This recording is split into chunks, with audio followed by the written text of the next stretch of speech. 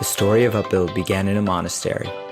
On our quest to understand ourselves more deeply, we recognize that it is our attachment to our egos, our identities, that gets in the way of being our true selves.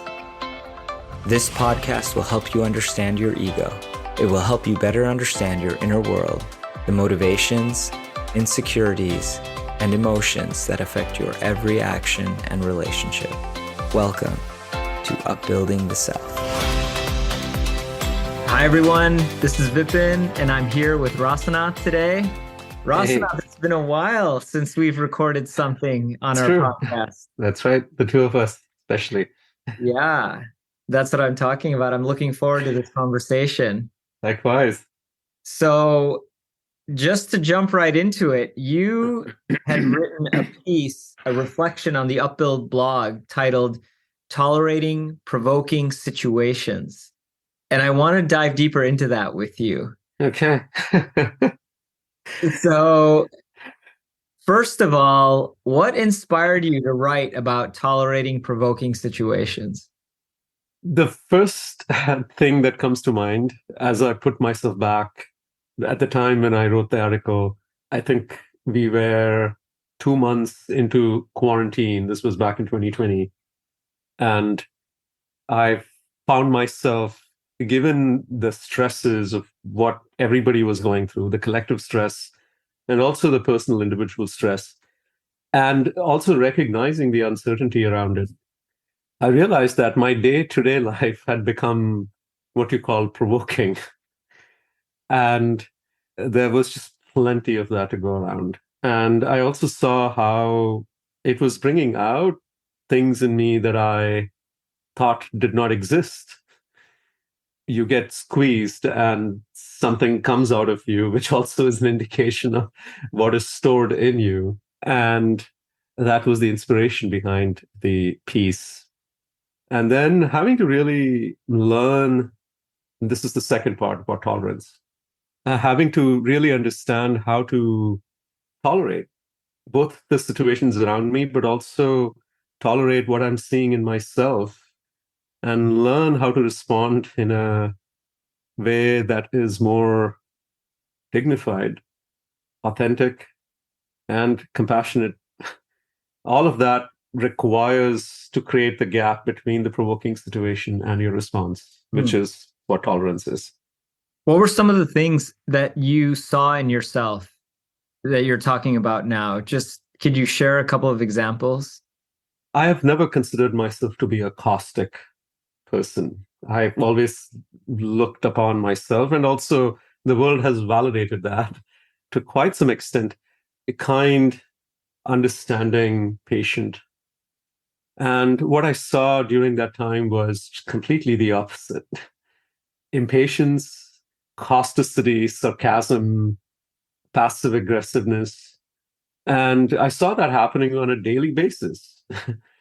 And we also had, I think it was 8 months into us having our first child. Not being able to sleep at night was a big cause of it. And people say this, when you don't get sleep, you become a really irritable person.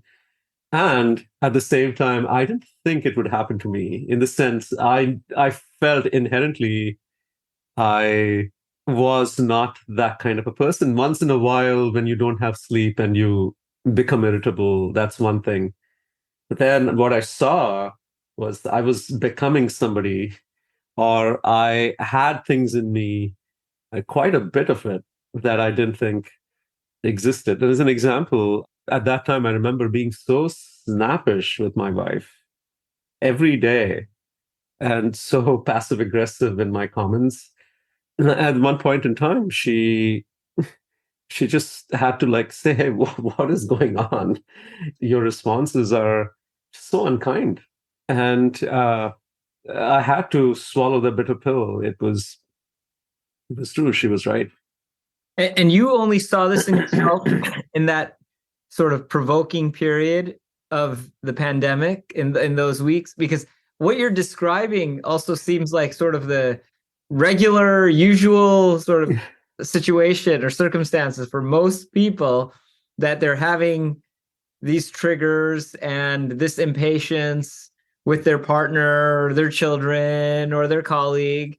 And so that just seems like how the world works. We move through, we have little things, we let them go. Okay, I didn't get enough sleep or something. Like what is the real impetus for, I mean, it sounds like for you said, hey, this is not how I thought about myself, and these things are happening. And so I want to get back to the person that I think that I actually am. Two thoughts there. One, I'll address the second thought there before I come to the first one, which is this the norm? What I recognized was that, and this brings us back to provoking situations, right? When you have never been tested, Yeah. everything is good. When you've never been challenged that way, everything is fine. Maybe because through your upbringing, through circumstances, and this is not to downplay, gifts and qualities that you have been given, but somehow you've never been tested. But are you saying that you don't think you were tested before? I don't think I have been tested in different ways, but this was especially, it was also a stage of life where, from a point of view of responsibility, you get really squeezed. Like I'm at the stage of where you have a child, you're running a business, you have aging parents. When you're younger, it's all that you have to think about is your life in some ways, right? I don't know. I would have thought you living in a monastery sleeping on a floor with 20 other monks while you're an investment banker, sleeping 4 hours a night, would have provided plenty of opportunity for provoking situations. It was different. It was different because there was a sense, I can say, at that point in time, there was also a sense of like discovery and calling that I was going through. That it was a very interesting and a very, as intense as it was, there was also this excitement of something new and different that was emerging at that time. But this was just very different. There was a sense of like, well, this is going to be life. Resignation almost. Yeah. And the dawning of, I would say, in so many ways, a loss of personal freedom.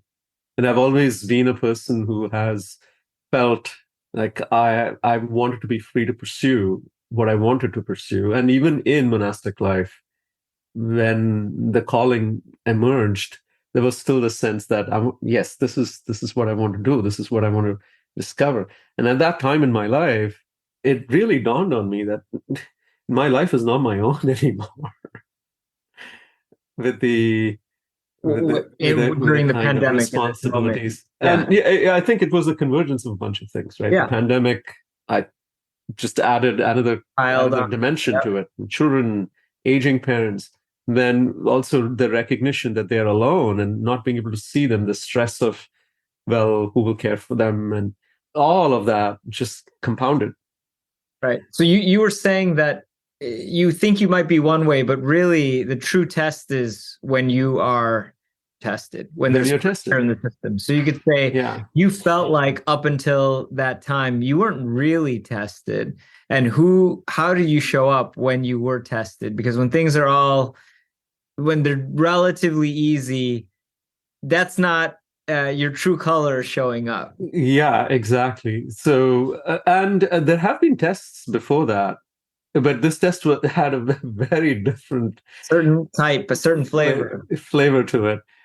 Where in the test before, you can always see tests as a challenge. You was like, I'm always up for a challenge. This challenge was completely different. There was no end in sight in some ways. And it's also a challenge that, there are challenges that we say, oh, I really look forward to this challenge. And there are challenges that is not even within our radar. And those are not challenges that we really necessarily say, oh, I'm looking forward to this kind of challenge. It's a challenge that I don't want. You don't even know that you don't want it, but you just get pushed into it. Mm-hmm. Life does that. And then it keeps you there. That was what I was experiencing. And then going back to this first point that you said about what's normal, your usual, common even, when that way of interaction becomes normal, you give rise to a collective consciousness that the normal is this is how we interact. I mean, lack of kindness, lack of empathy, lack of essentially not being aware of how I'm showing up. And even when I'm triggered and I act in an irritating way or irritable way, I'm passive aggressive, I'm sarcastic, eventually it has an effect on myself and my relationships. And we are seeing that as a collective society. We have become a society that can take offenses very quickly. And when you are a society that can take offenses very quickly, then quarrels start. So you don't even necessarily need to have a legitimate reason for why you are in a fight. It's just there all the time because we have lost the tolerance muscle. And so then what to speak about then working through situations that are genuinely complex and require thought, require strength of character. What do we do then? When we have never exercised the tolerance muscle on our day-to-day living? Mm-hmm. So yes, it is normal and it's scary that Yeah. that's normal. Yeah. Well, in your reflection, you wrote, in a culture where rugged individualism and self-expression is strongly encouraged, we've had very limited training on tolerance and patience. So, I mean, you've already started talking about what happens to the society without these qualities. But what is so important about tolerance? Many times when we use the word tolerance, it comes across as something passive, that I must just take it. And what I speak about tolerance in the article is that the first level of tolerance that we have to learn to understand is our suffering and learning how to hold our suffering without reacting. That is the most fundamental definition of tolerance. And when we Wait, I want to repeat that for everyone because it's I think, quite important. So you're saying the definition of tolerance, or the first stage of tolerance, is to be able to hold our own suffering without reacting. Yes. Because ultimately, at the end of it all, any external circumstance eventually, or any provoking situation, and we are not going into a conversation of whether the situation is right or wrong, ethically, objectively speaking, but any situation that arises that's provoking is creating suffering in me. And when I don't know how to hold the suffering without reacting to it, typically my reaction will come from a place of lower consciousness, because that's just how our consciousness tends to work. We As a are, reaction, a reactivity, as a without it reactive. being intentional. That's right. That's what you mean. Is it coming Yes. from a lower consciousness? It's like Yes. not fully aware and intending the Yes. response, but just almost a habitual reaction or Exactly. And, I would liken it to something like what a child throwing a tantrum when a child doesn't get something the child wants. Mm-hmm. That is the reaction of the child. And we experience variation of the same reaction that a child would when we react to a provoking situation. I don't like this. And so this is how I am going to react. And that reaction then just tends to create more suffering, both for people around us and ourselves. So the capacity to hold the suffering, and then that doesn't mean that we don't respond, but we have to respond, not react. There is a big qualitative difference between the two. Response requires thought, intentionality, and clarity around how the response must be for the benefit. And this is what we talk about, the higher levels of consciousness, the creative consciousness, where I can truly think about the benefit of everybody around me and myself. And to be able to respond that way then requires for me to hold the suffering to parse through it, to own my part in it, and then respond in a way that either brings understanding or sets healthy boundaries. And sometimes it may require for me to be firm and change the situation around me. But all of that coming from a place of clarity, humility, empathy, and authenticity, where the heart is fully present in that response, takes for us to tolerate our suffering and parse through it, work through it. Yeah. And when that doesn't respond, our suffering essentially leaks into our environment.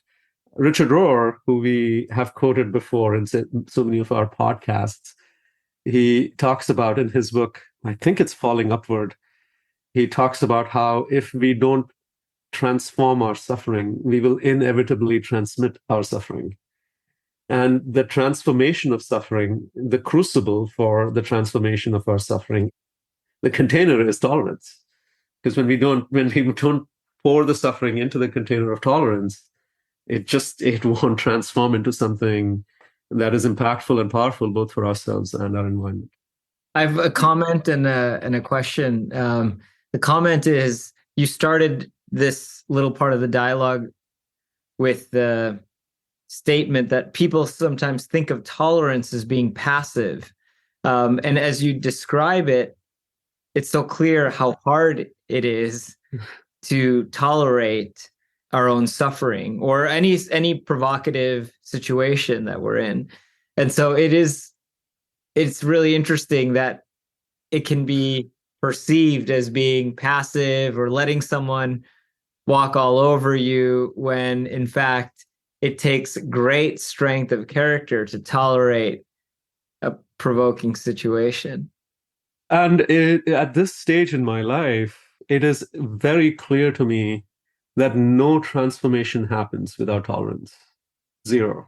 Can you say more about that? I mean, you were talking about how this is the crucible, you have to pour the suffering into it. Say more about that clarity that you have. Transformation, this ties back to what I said in the earlier part of the dialogue. Transformation requires us to be able to hold our suffering and really be able to work through it, parse through it.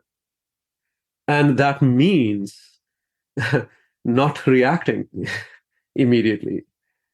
Because when we react immediately, we don't hold, right? It just leaks into the environment. What about the idea that I'm releasing it? So it can fester. If I'm holding it, it'll just fester inside of me.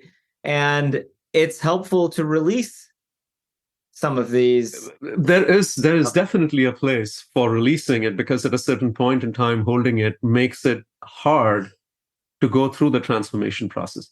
When many times releasing doesn't help us. The way we release is we just let it out. We transfer. And again, release requires intentionality. Release is not a excuse for just letting it out, lashing out, and then saying, okay, I feel good now. Okay. Can you give a concrete example of what this looks like transform versus transmit? I have many times, and this only becomes clear how over time in life, you wish you could go back and relive certain moments, and you could do them differently. There have been times in my life where I have experienced personal shame, sense of failure. There are these big senses of failure where, you failed a project or you failed a test. But I'm talking about failures in terms of how you show up for someone. You are late for a meeting, and you're repeatedly late for a meeting. And then the other person is holding you responsible for it. And I have reacted. And in my reaction, the response is typically, hey, why don't you take more responsibility? Do you understand how much responsibility I'm taking here? For being on time, or for like I'm overall overall, and essentially, do you even realize what an important person I am? And you're making such a big deal out of such a small thing. Yeah. And there is just this putting the person in place and releasing. Essentially, yes, there is a lot of stress. You are dealing with a lot of things. and you release it on someone who themselves are suffering because you showed up late. And then they are wondering, well, what are they supposed to do at this point? Like, are they simply supposed to accept the fact that you will be late and they shouldn't say anything about it anymore? And I've done that quite a few times. I can remember that very clearly. I What have would also transformation, oh, sorry, look like in that example? You show up late, the person's holding you responsible. transformation will be you have to be able to hold the shame. How do you hold the shame? You have to acknowledge that you're feeling you let down this person, that you're actually feeling like a failure in that relationship because you have repeatedly shown up late for the meeting and the person is not feeling supported. And that means that has a certain you have an image of how you show up in that relationship, and that image is just being toned down. Right. And there is an instantaneous suffering that is getting created. You're not getting, again, it's so simple, right? The ego is not getting the validation that it needs, creates suffering. Even if it's just this one little tiny slice, and everything else, like you're saying, you're doing all of this work, you're carrying a huge load, but in this aspect, you feel like you've let someone down. And instead of justifying your lateness, you're saying, wow, yeah, even though I'm doing all of these other things, it doesn't absolve you of the No, it doesn't. responsibility for being, Correct. even though that's sort of your natural reaction to say, hey, but look at everything I'm doing. Can you cut me some slack here? And you are asking, cut me some slack. But the way you're asking for it, You're not actually asking. You're not really asking directly. For it, right? Like, hey, don't, what you're telling the person is, hey, just understand, even if you can't see certain other parts of my life fully, and you're not necessarily fully privy to how stressful it is, I just want you to know it's an impossible task. You're like putting the other person in a situation where, how will they? But there is an expectation. Also, because I don't want to be vulnerable, because when I express my suffering and I ask for help, there is a way in which it makes me vulnerable. And it's hard for me to do that. That's an example. And another example of a release is, and this is counter, right? In the name of tolerance, you've just been avoiding. And you are just putting it away. Something provoked you, you're putting it away. You're not addressing it. Neither are you like addressing it internally, nor are you addressing it with the person. You're just putting it away, and it grows and it grows and it grows. And then at one point in time, you explode and you release. And after releasing, talking about on the other side of that same situation. Yes.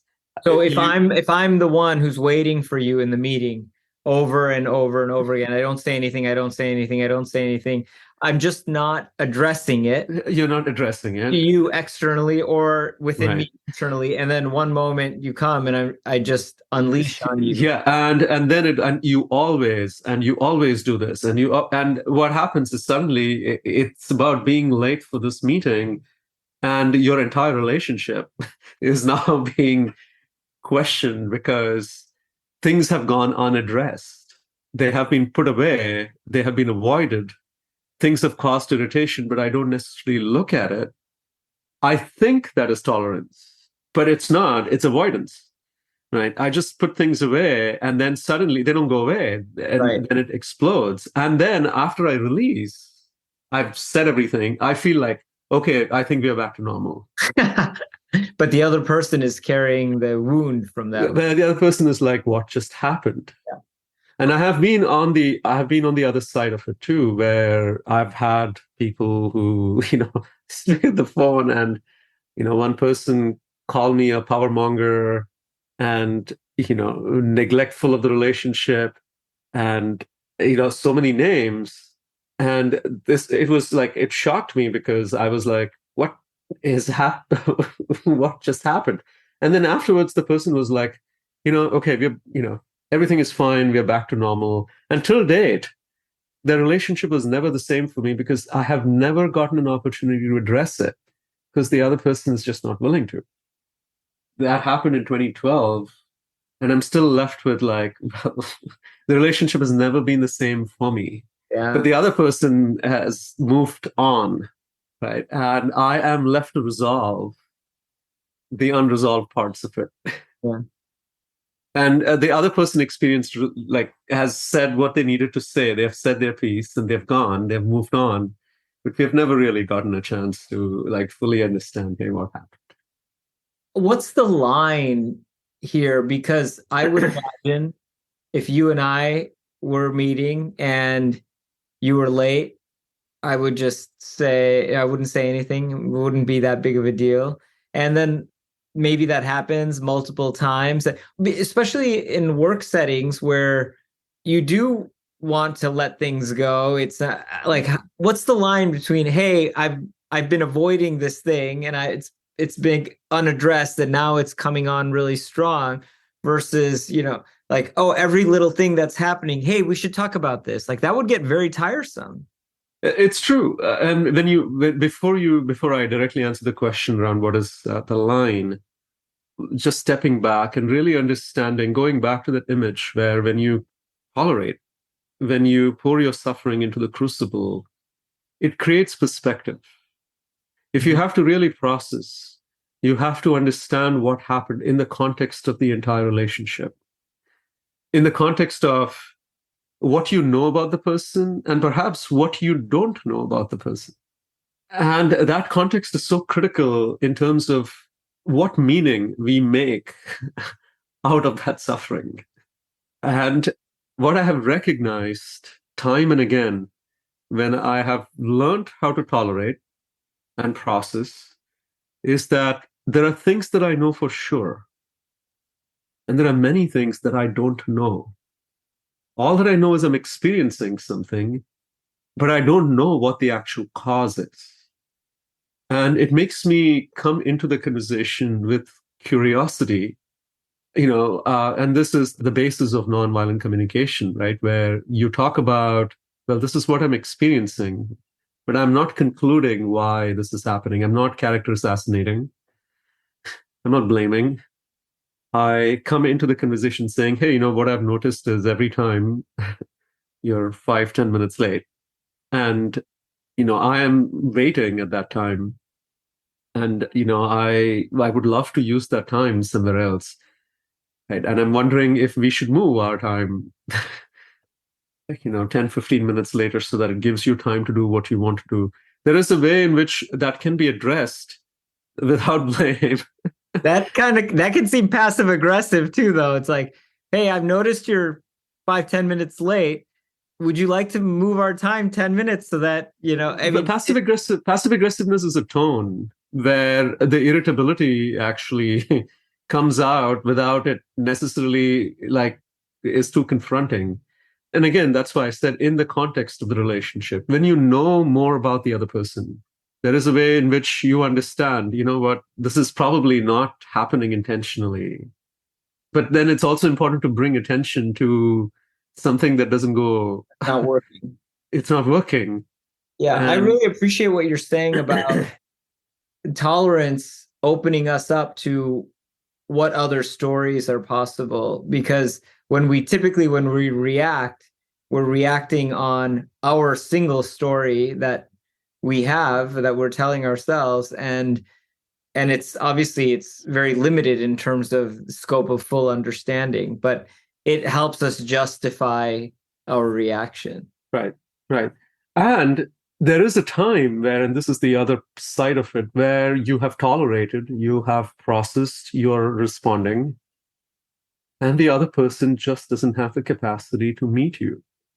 And then there is also a place where you have to set a boundary, where simply tolerating and taking more of the same is only creating suffering for both.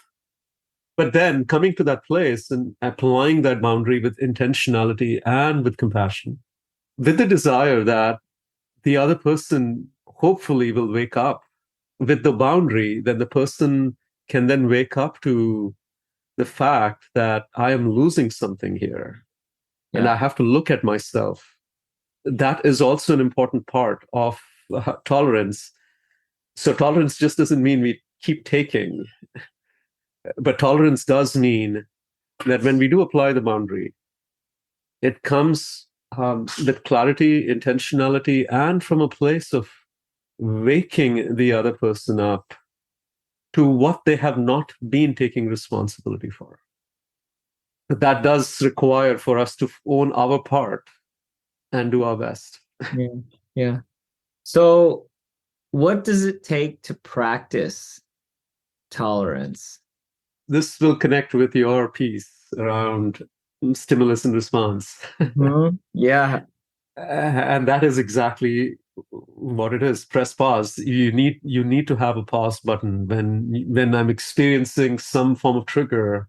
The trigger is an indication of personal suffering. Something happened. Something was violated. I'm experiencing guilt, shame on a deeper level. I'm feeling not understood. There are so many things that can happen. And when there is a stimulus, the first thing that we need to do is create a pause before we respond. Yeah. That pause is essentially tolerance. Right. The reactions can come so fast. Yes. That it's very hard. And that was what I was writing about, is how challenging it is Yes. to intercept the space between that stimulus and the response. It often feels like there's no daylight in there at all. So how does one start to find the pause button?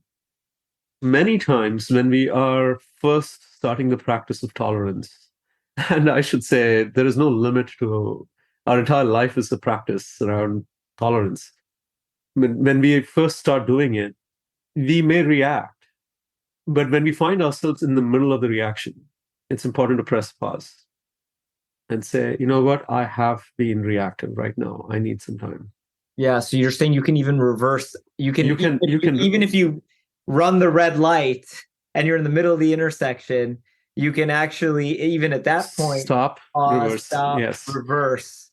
And, that may even if there's a lot of shame there, you may feel it, because sometimes it's easier to just run through the intersection, let it pass, and then just maybe come back later. But catching yourself in the middle of the intersection and then to pull back and say, hey, I'm really sorry, I need some time to process.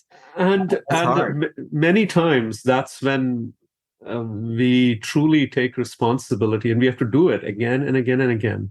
And as you said, there might be more shame involved in it. But that shame is a corrective shame, hopefully, where it is, and this is not about shaming someone, that the shame, as I understand, there are many emotions that are actually correcting the course of our consciousness and our actions. And in this case, when we really understand the shame of running the light, hopefully it helps us understand, okay, I have to press the pause button earlier next time. I don't want to find myself in the middle of the intersection. And I don't have to find myself in the middle of the intersection. Like, there is a lesson here. And through that lesson, hopefully, this is typically what happens. We run the light several times, we keep doing it. And then when we learn our lesson repeatedly, okay, I have to press pause, then we start catching ourselves as we are doing it. So we don't run the light so far. We're just like there, and we have to brake suddenly in front of the red light.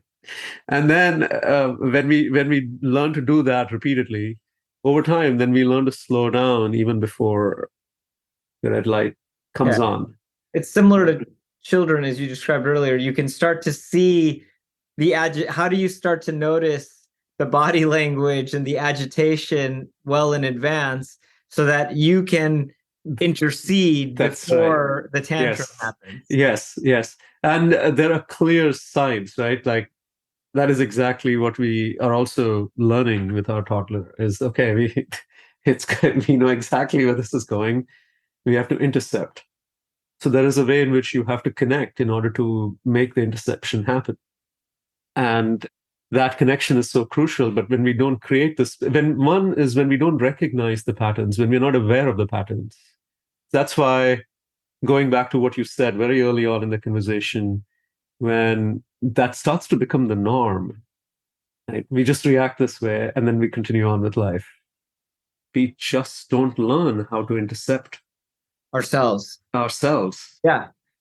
Well, I was also thinking that another pattern that I've seen in myself and in others is if I run the red light, I run through the intersection, and then you let time heal, or you're in relationships where there's no there are no real consequences. That's the thing of that kind of behavior. That could be, parent child, spouses, us with our parents, right, etc. And so you keep running through the light, and if there are no consequences, it's hard to even ever, why pause? I just I run through, and there's sort of tacit forgiveness on the other side, and then there's kind of, okay, it's just a pattern that keeps repeating itself, and it's kind of just the state that we're in. So the other person chalks it up to, oh yeah, this is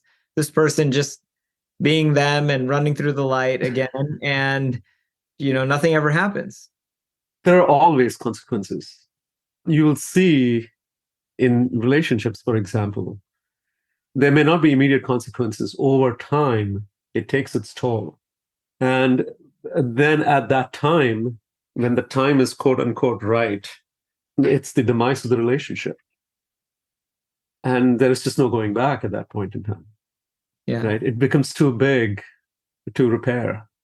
And this is our collective society, really. That's really powerful, Rasanath. That's really hitting me. I'm thinking of a couple of relationships in particular where I can see, you think we're so short-term oriented that we let it fly, let it fly, let it fly. But over time, what's the state of that relationship?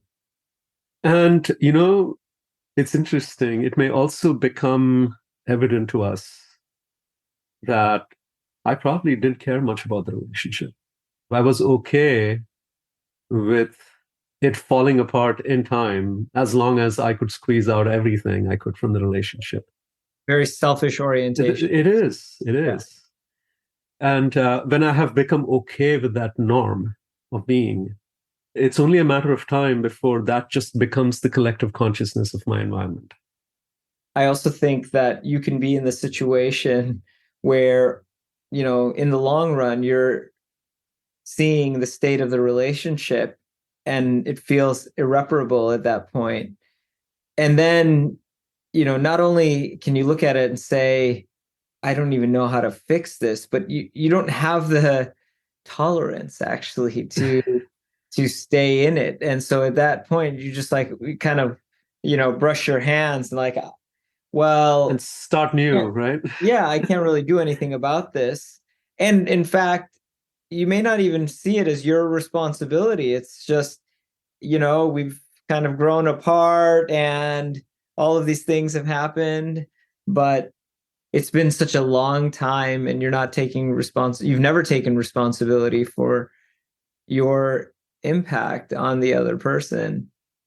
And if we were to really look at our lives from that perspective, we will also begin to see how easy it is for us to objectify every relationship where I make use of it.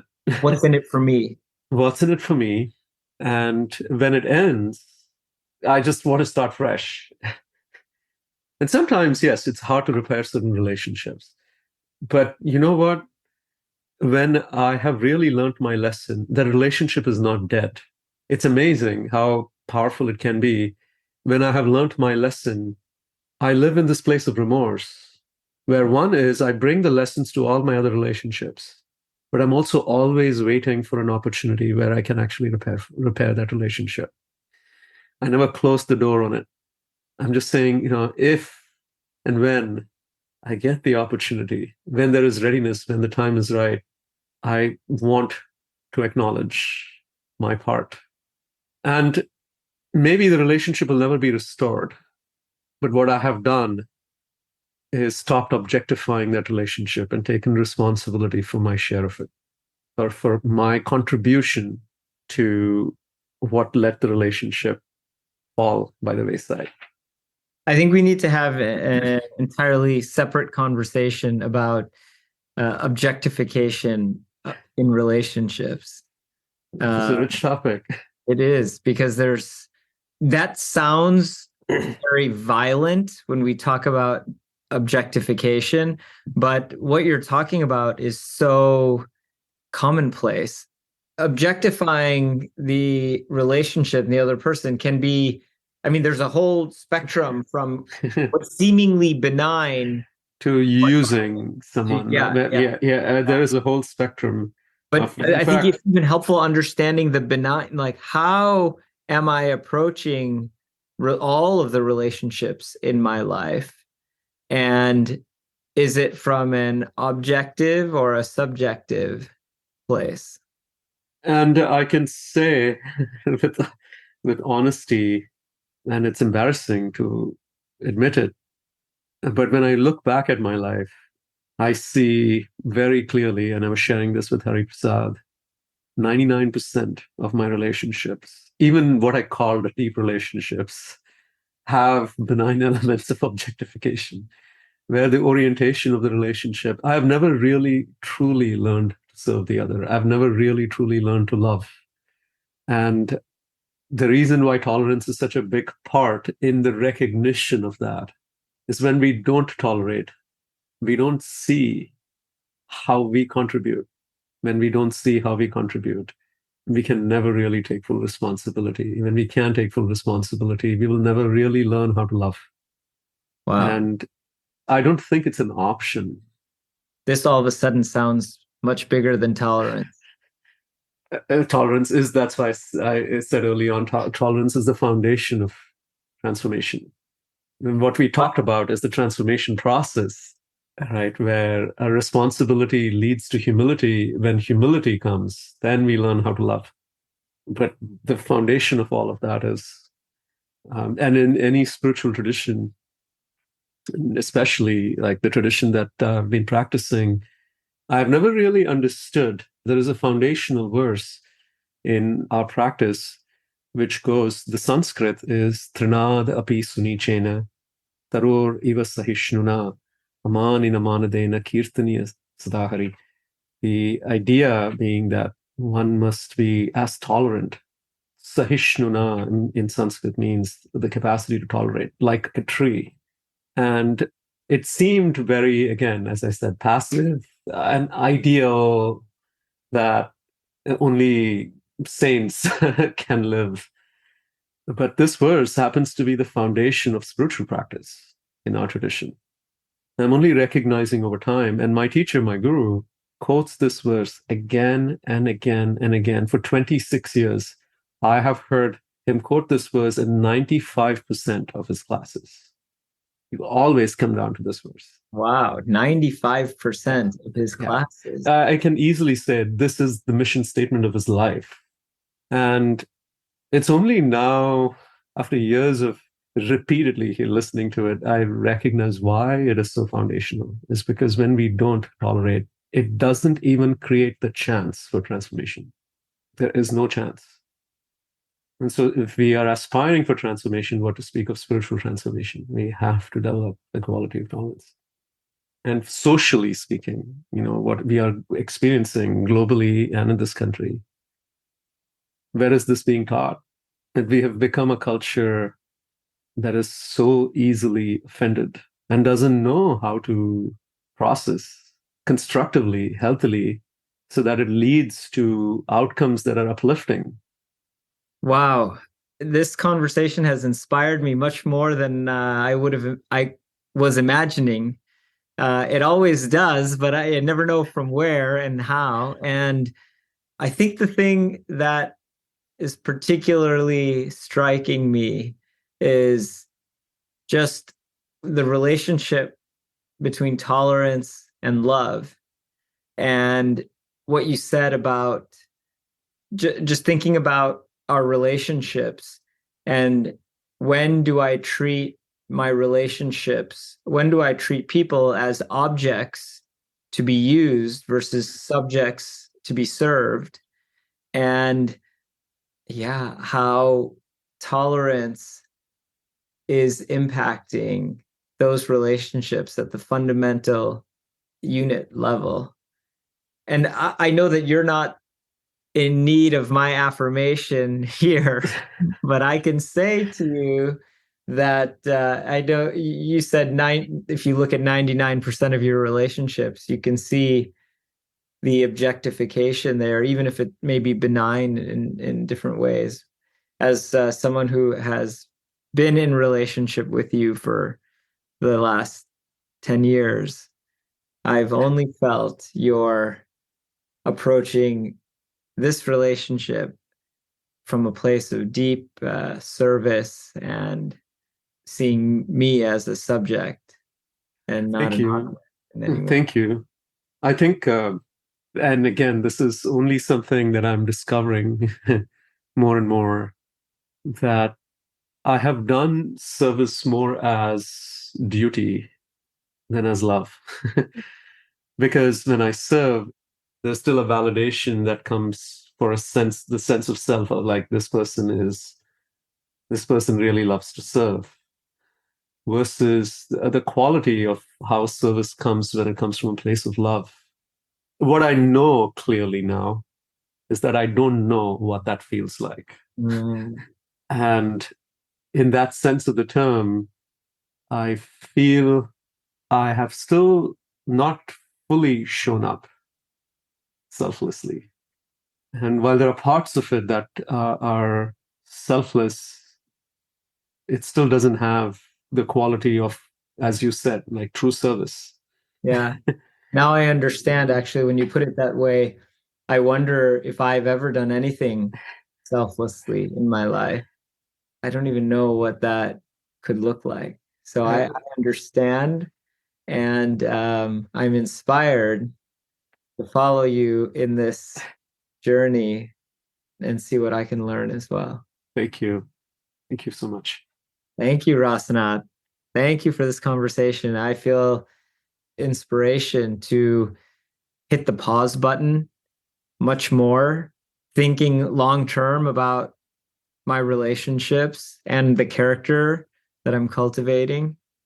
And even if I end up in the middle of the intersection sometimes, to take your prompt to reverse out and take responsibility for the lack of tolerance.